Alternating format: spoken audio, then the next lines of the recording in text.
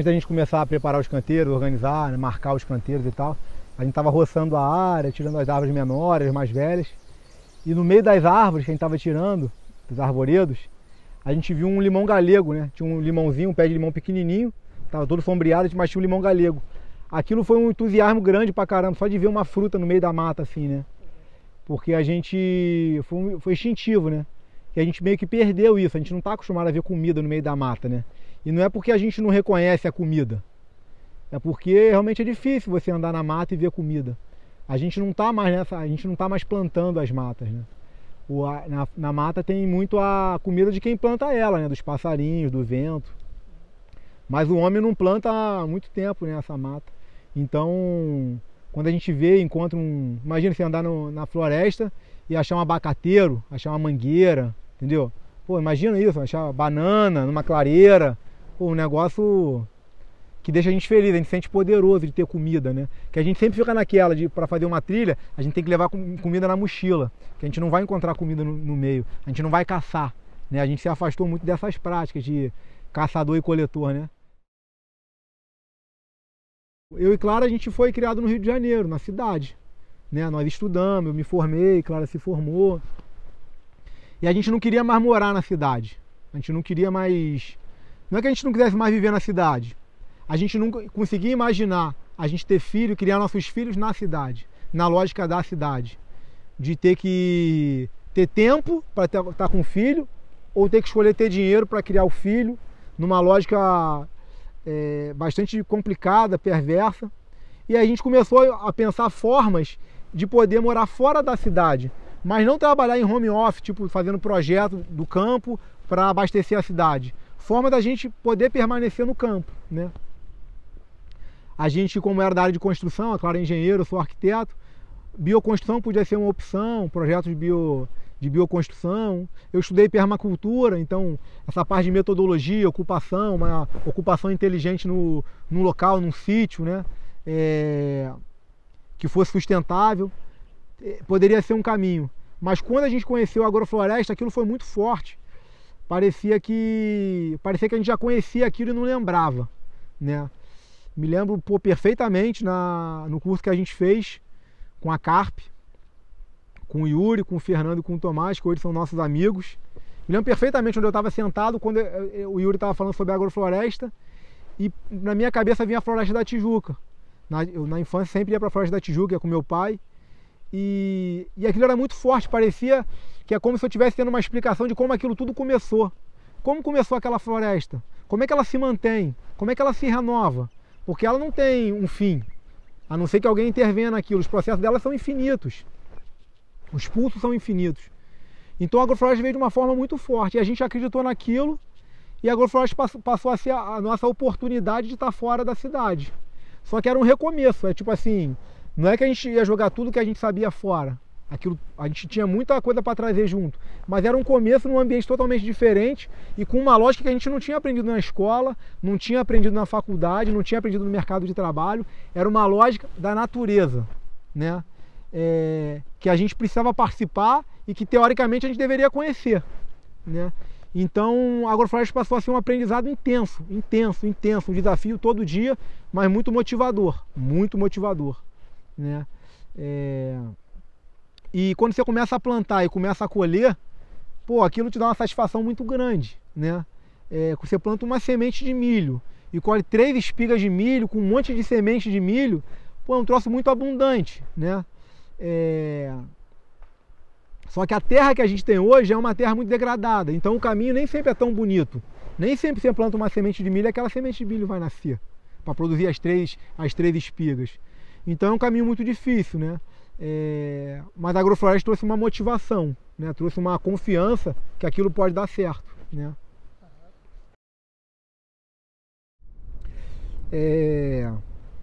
A agrofloresta, a gente está descobrindo, né? A agrofloresta sintrópica tem sido nosso objeto aí de estudo, de trabalho, né? Diário, de vida, assim. Mas a gente tem estudado, né? A gente tem entendido aos poucos. Mas é uma prática, né? Eu hoje tenho entendido que é uma prática de uma visão sistêmica, né? A agrofloresta, o Ernest conseguiu organizar processos naturais que espelham o funcionamento do planeta, né? Então é muito positivo, né?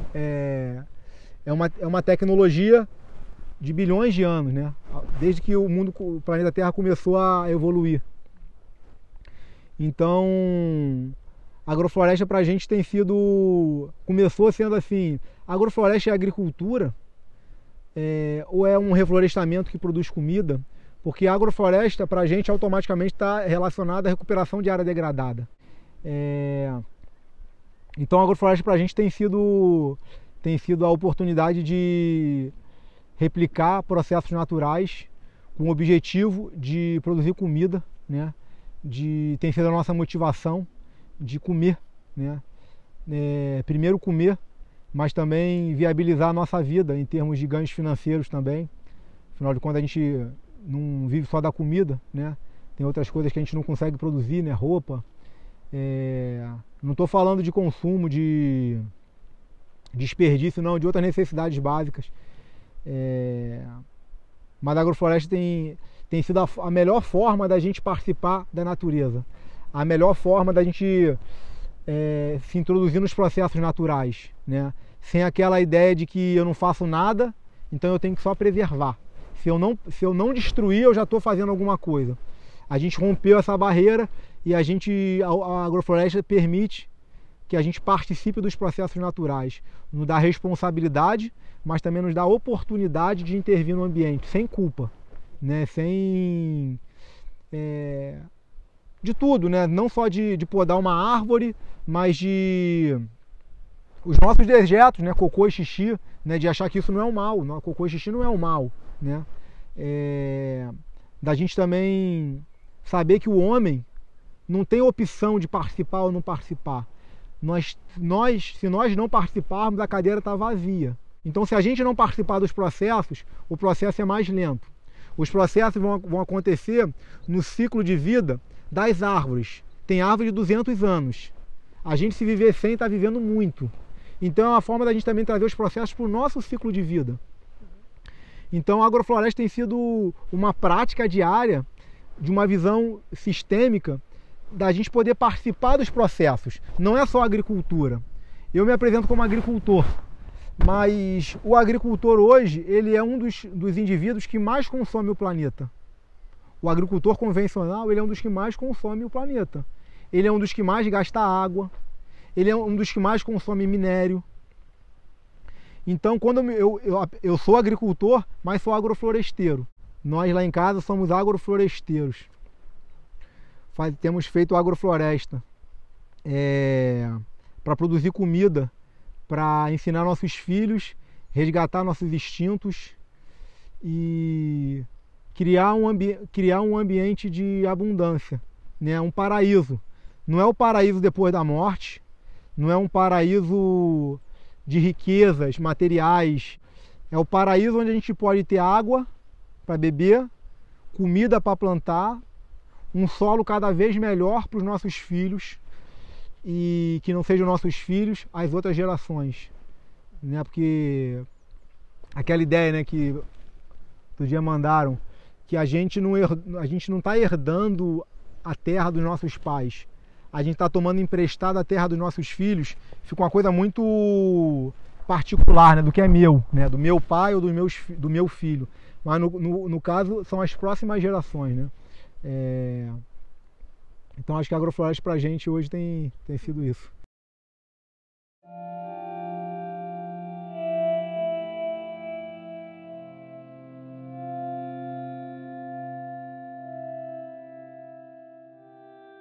Então a história é floresta, uma cultura, uma monocultura, café, cana-de-açúcar, algodão, tudo com um solo que já estava pronto. Depois essas culturas não produzem tanto, vem o capim. Aí o capim com gado. Aí dá dinheiro pra caramba, o capim crescendo e o gado comendo. Aí começa a já não vir um capim tão bom, porque começa a faltar água. Aí já não começa a dar muito gado, começa a ir para as outras áreas e aquela área começa a ficar essa capoeira que a gente vê aí. A floresta voltando num ritmo bem devagar, né? E o passo seguinte desse filme é a falta de água, e aí não tem mais nada, até que aparecem os agrofloresteiros agricultura alternativa, agroecológica, para recuperar aquela área. Então, assim, em termos de... A gente não tem muita opção se as pessoas vão querer mudar para um tipo de agricultura como essa. Na lógica, no raciocínio cartesiano, né, que a gente aprende a fazer conta, a gente ainda fica tentando provar viabilidade econômica desse modelo, que é possível. Se fizer conta, ele é possível. Em que tempo? Aí já é diferente. É diferente.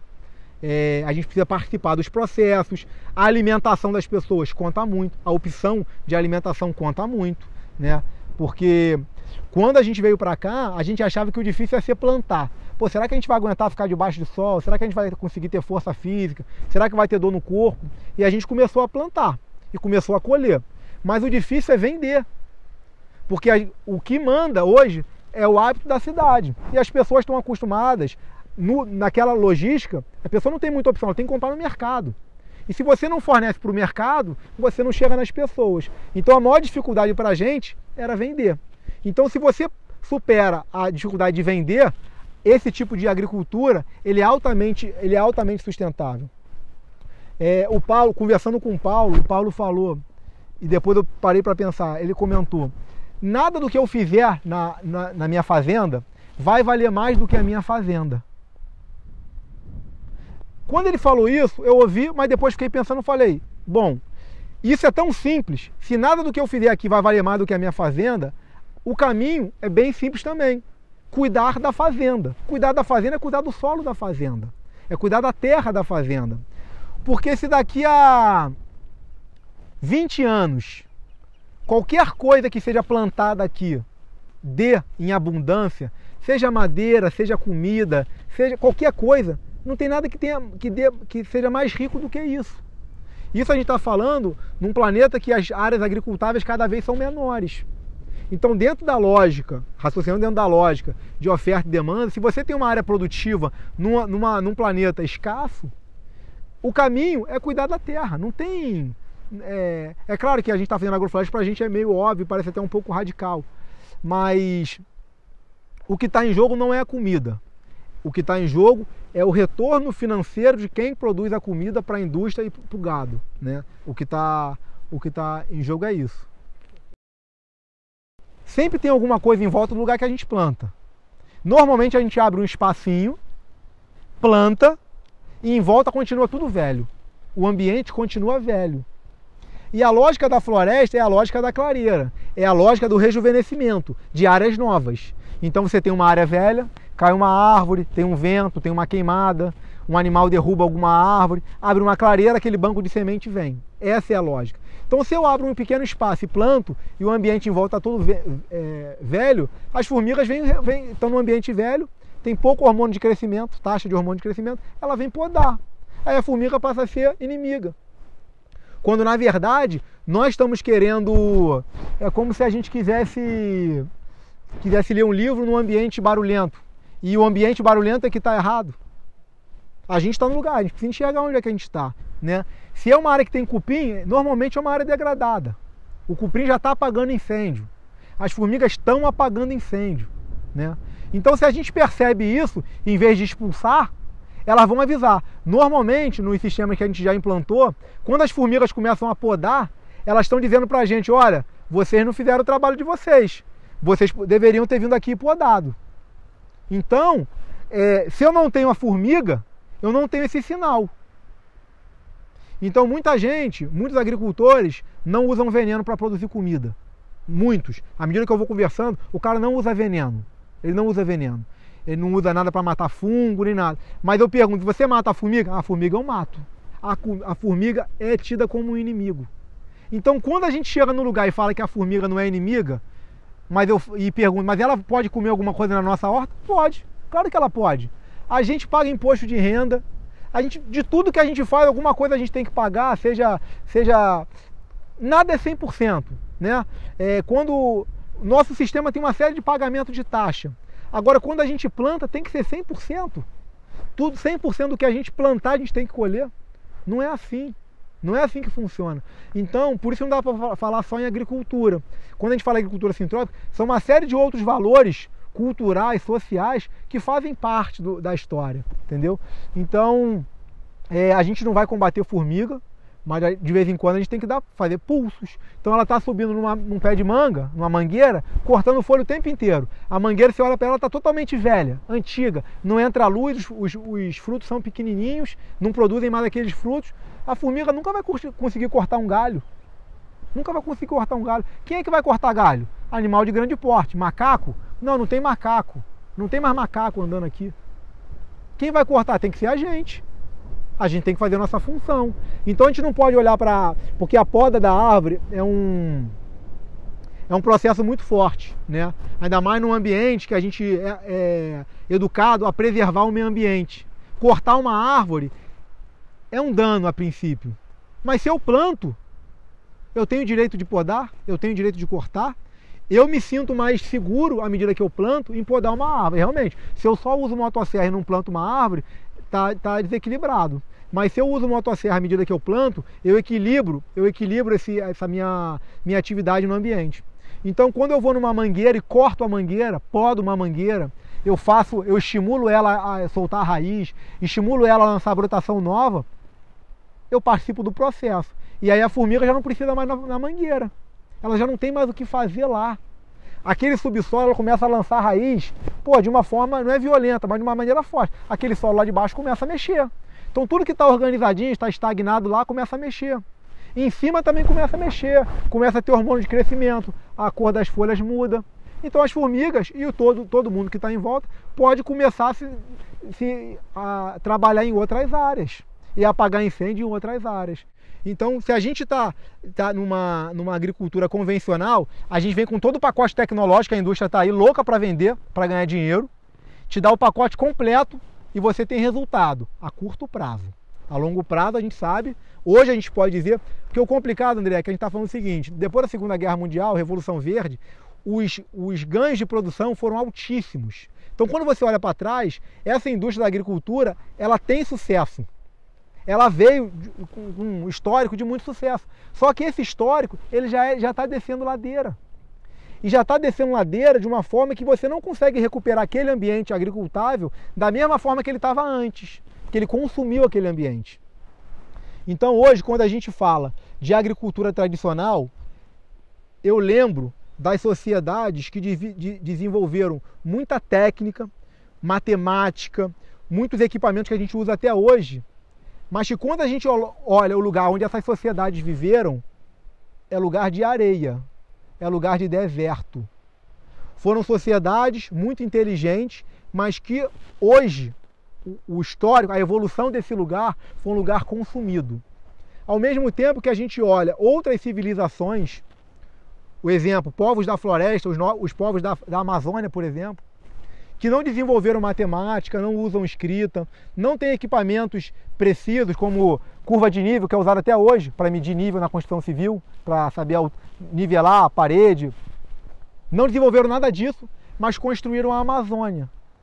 Desenvolveram um processo, ou entenderam a sua participação no processo, que eles também não dizem que plantaram aquela floresta toda, porque o que eles plantaram mesmo foi a lavoura deles. Eles não plantaram seringueira, eles não plantaram sumaúma, mas com certeza eles criaram um ambiente para que essas árvores abundantes viessem.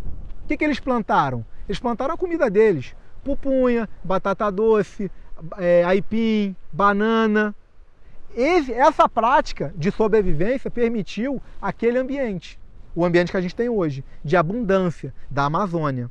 Então não foi construída, eles não têm orgulho de dizer, nós construímos. Não, eles dizem, nós participamos desse processo.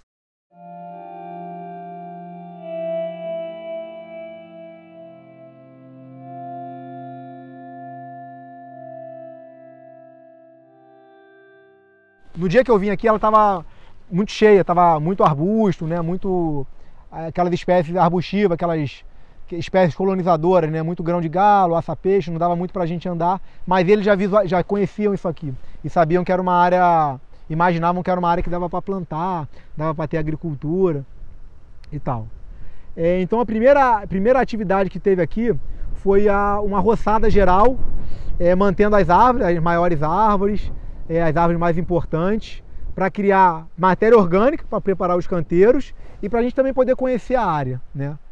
E aí o trator trabalhou aqui um dia, e a gente veio aqui conhecer a área. Vim ver orientação solar, né, para a gente pensar se a gente está plantando. Isso é muito legal. O sol determina tudo, para onde a árvore vai crescer, aonde ela vai frutificar mais, onde ela lança mais flor, onde os animais vão circular. Os animais gostam de circular pela sombra. Agora, a cidade dos homens não é direcionada pelo sol. Você vê, as janelas não são viradas para um lado, as ruas, de um modo geral, não são orientadas pelo sol para as pessoas andarem. A gente se organiza com uma outra lógica. Mas para a gente que ia plantar, o sol era fundamental. Então a gente veio conhecer de onde vinha o sol, como é que podiam ser os canteiros. A gente tinha um compromisso inicial de plantar 400 metros de canteiro, 400 metros, lineares de canteiro, porque com o comprimento a gente saberia a quantidade de bananas que a gente ia plantar, a quantidade de milho que a gente ia plantar, a quantidade de mandioca que a gente ia plantar, a quantidade de lixia. A gente conseguia quantificar o que a gente ia plantar e podia quantificar quanto ia colher, né, estimar quanto ia colher, quanto ia gastar. À medida que a gente conheceu a área, a gente viu que a gente podia plantar muito mais do que 400 metros, né? Então, aquele modelo de 400 metros foi replicado, né, na quantidade. A gente fez um estudo inicial no papel, aquele trabalho de prancheta, do que poderia vir, de quais espécies poderiam ser combinadas, pensando na sucessão vegetal que pudesse ser um pomar permanente, né? Então a gente tinha, fora os conceitos da agrofloresta, de amor incondicional, cooperação, sucessão, a gente também tinha uma ideia de que fosse um pomar permanente, né? Que a gente pudesse pagar as contas de implantação com a cultura, com a colheita do primeiro ano. Então era muito importante essa colheita do primeiro ano para viabilizar esse modelo, ele poder ser replicado, né? Mas a gente também não queria colher as lavouras do primeiro ano e depois começar tudo de novo. Então a gente tem as culturas para o futuro. A princípio, o foco seria lixia. A gente ia fazer um sistema para a produção de lixia. Lixia de enxerto. À medida que a gente foi conhecendo o terreno, a gente percebeu que era um solo bastante arenoso e que já tinha alguns limões galego na mata. Então surgiu a ideia de fazer um foco também para cítricos. Então seria lixia com cítrico. Cítricos em geral, laranja lima, laranja pera, limão Tahiti, pocã, de um modo geral. Então a gente começou a pensar uma agrofloresta, porque assim, à medida que mesma coisa qualquer processo criativo, você tem um papel em branco, tudo é possível. Então a gente começou a escolher alguns nortes para a gente depois montar um consórcio para favorecer aquelas culturas principais. Então, inicialmente era lixia, depois ficou lixia e cítrico.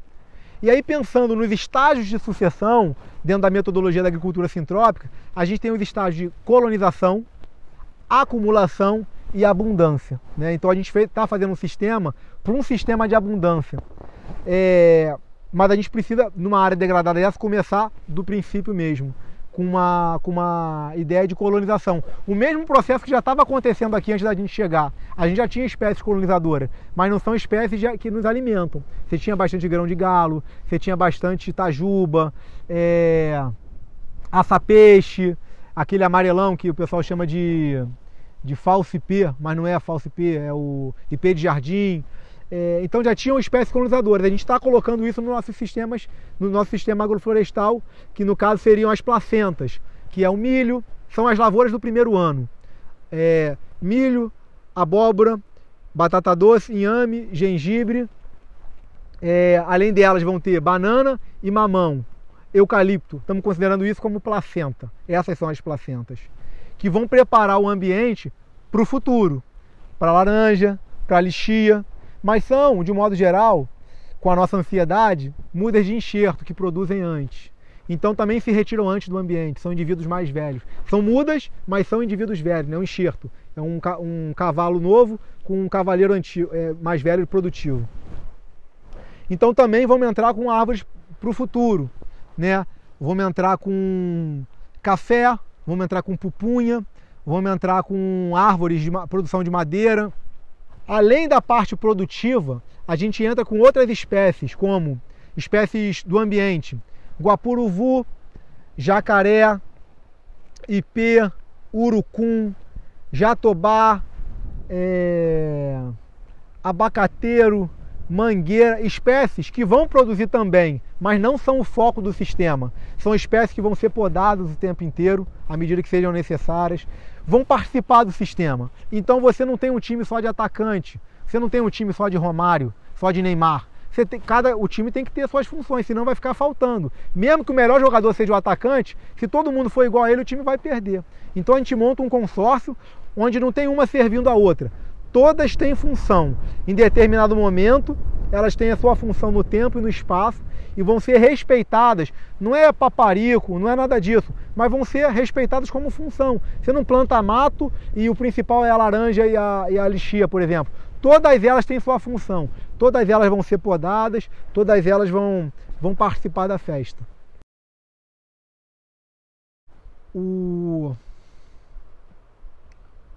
Eu vejo a agrofloresta como uma prática da revolução silenciosa. Não é revolução socialista, ou capitalismo, socialismo, não tem nada a ver com isso. Mas ela faz parte de uma revolução silenciosa. A revolução silenciosa, ela, para quem se propõe a participar dela, a gente tem muita responsabilidade no que a gente faz. Porque ela precisa ser vista como uma alternativa, né? Volta e meia, dentro da agrofloresta, existem algumas iniciativas de introduzir um tipo de agricultura que está totalmente à margem do sistema, que consome minimamente o sistema industrial, né? À medida que a gente não consome irrigação, à medida que a gente resgata as sementes crioulas, né? A soberania alimentar, à medida que a gente tem as matrizes, a origem dos alimentos. Então a gente não participa das sementes transgênicas, né? A gente evita, a gente faz um sistema que não é dependente de combustível fóssil, apesar da gente, na implantação em áreas degradadas, a gente usa essa ferramenta, a gente usa motosserra, a gente usa roçadeira, a gente usa trator. É uma agricultura que tem um poder de transformação gigantesco. Os especialistas dizem que a gente tem 60 anos de agricultura, da forma que está. Então uma inversão disso é ser muito radical. Eu acho que esse ano eu fiz 37 anos, eu acho que é uma forma até da gente se manter mais jovem, né? A gente pensar um pouco dessa coisa da rebeldia, de mudar o mundo. É mudar o mundo. Você inverter uma lógica predatória, que é o que está hoje, é rebelde, é radical, né? Apesar de ser sério, apesar de ser responsável, apesar de ser ambiental, é uma quebra de paradigma, assim, né? Então, hoje as pessoas sofrem de ansiedade, né? A depressão mata muita gente, as pessoas estão cada vez com menos motivação e tudo é imediato, as crianças querem tudo para ontem, você aperta um botão, já tem a pesquisa que antes era na enciclopédia, aquela coisa que cada vez é o instantâneo. Parece que em 3 meses para colher o milho é muito tempo, mas 3 meses vão passar. Por enquanto ainda passa 3 meses. A gente querendo ou não. Então se a gente planta, daqui a 3 meses tem milho. 10 anos, daqui a pouco as pessoas passam e falam assim, pô, passou rápido o tempo. E quando vai plantar alguma coisa que demora 5 anos, 10 anos, 12 anos, parece que é muito tempo. Aí por outro lado as pessoas falam, pô, o tempo está passando tão rápido, né? Então, muda um pouco. Você planta uma árvore e você fala, pô, aquela árvore tem 20 anos. Porra, olha como é que ela evoluiu. Ela marca um tempo, né? Ela marca um tempo. Tem aquele documentário de quanto tempo o tempo tem. Quanto tempo o tempo tem, né? O nome do documentário. No final o cara fala que a melhor forma de aproveitar o tempo é se modificar, né? Seja a gente, né? Se modificar, aprender, errar. Quanto à paisagem. Então a paisagem precisa se transformar. A estratégia do planeta é gerar vida. É assim que em 4,5 bilhões de anos o planeta vem prosperando, né? Ele não vem equilibrado, ele vem em pulsos, né? Ele oscila, né? Mais e menos, o tempo inteiro mais e menos, mais e menos. Essa é a estratégia. Só que a gente vem numa forma que nem os matemáticos, nem os economistas, nem os melhores gestores podem dizer que é inteligente, porque é uma forma que sempre dá menos. Então, a mudança de paradigma não é na forma de plantar. pode ser na forma de plantar e automaticamente na forma de comer. Mas também não é só em plantar e comer. É na visão de mundo, na visão da gente ser oportuno ao ambiente, da gente ser benéfico ao ambiente, da gente fazer o bem. Não é o fazer o bem só fazendo doação para uma entidade, para uma associação que precisa, ou ajudar os mais necessitados. É fazer o bem para o ambiente, é ser benéfico para o ambiente. Não é filantropia, não deixa de ser uma obrigação. É como se a gente resgatasse um compromisso que nós temos. É um compromisso que a nossa espécie tem. Não é uma opção que nós temos. É claro que é difícil, porque a gente foi educado para fazer outras formas, a pensar de forma diferente, a achar que o bom é outra coisa, que a gente está ganhando de outra forma. É difícil. Mas é um desafio. É muito grande, assim, é muito bom falar sobre isso, tá, André? Até te dar um retorno, assim, você não está tomando meu tempo. Apesar de ser difícil, né, às vezes a gente ter dias de preocupação, é muito feliz, né? É uma coisa muito feliz a gente ver o resultado disso. Você vê, esse ano a gente está fazendo essa agrofloresta aqui, que ano passado a gente não tinha perspectiva de fazer. Então isso já é um passo a mais, já é uma evolução a mais. Outras pessoas estão acreditando, outras pessoas estão dando oportunidade e a gente está conseguindo realizar. Então acho que tá podendo falar isso aqui para você, e para você também é uma evolução, seja em agrofloresta, seja em atividade, é um aprendizado, né? Isso tudo aqui é um aprendizado. Então acho que é motivação suficiente. É a esperança, não como uma ideia de futuro, é a esperança como confiança no presente. Então eu tenho esperança não é porque o futuro vai ser melhor, é porque o presente me dá confiança para continuar. Então assim, eu acho que é isso aí. Eu queria agradecer a oportunidade de poder falar aí para vocês.